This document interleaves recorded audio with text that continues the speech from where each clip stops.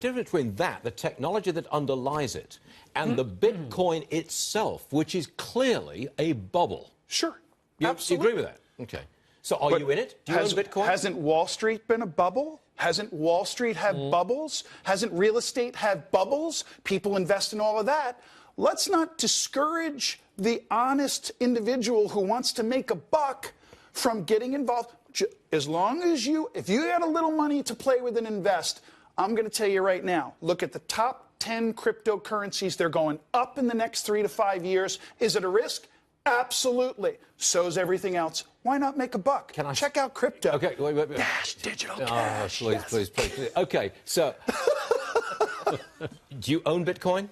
I don't own Bitcoin. Okay, you don't own it. I own other coins. Okay, and are you going to stay in them for a long, long time? Absolutely, I'm going to stay.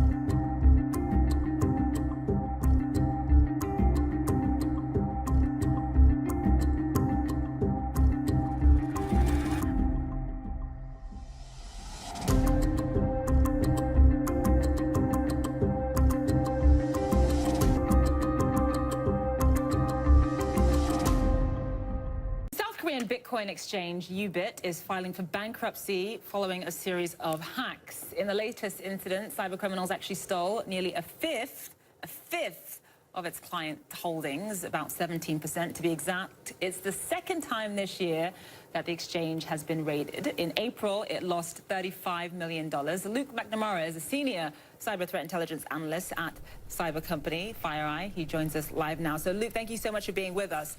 Sure. So, obviously, Bitcoin is a very volatile cryptocurrency. It's risen roughly around 2,000% so far this year. It's been on a wild ride just recently. What does all of that mean in terms of the priorities that we should all have in terms of making it safe and ramping up security? Well, I think you're right. It's the fact that it has appreciated so much in value this year means that it's attracting a lot of interest from various cyber criminals.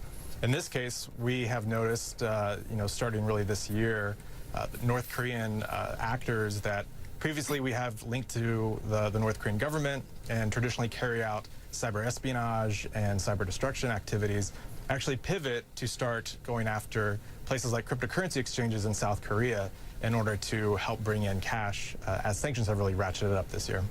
So then what can be done about that then?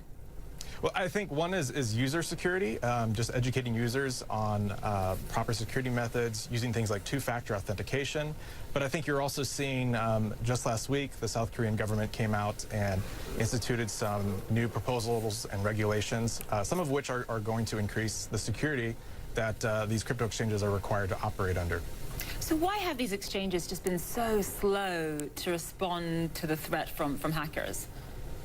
I think you can't really necessarily place all the blame on the cryptocurrency exchanges. I think in some cases, we're seeing these same groups of actors going after the traditional financial sector, and they're having success there. So when you're up against an adversary like a nation state that has those sorts of resources behind it, it becomes very difficult to defend yourself, regardless who the target is.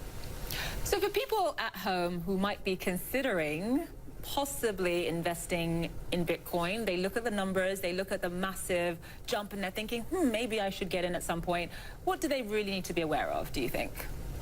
I think we have to be aware of some of these adversaries that are out there. Some of them are more run-of-the-mill cyber criminals, and I think that the security required to properly manage and secure your private keys, which are necessary to secure your wallet and the funds in that wallet, that's really paramount in this space. So using proper security hygiene, that's something that is really essential for users to keep in mind.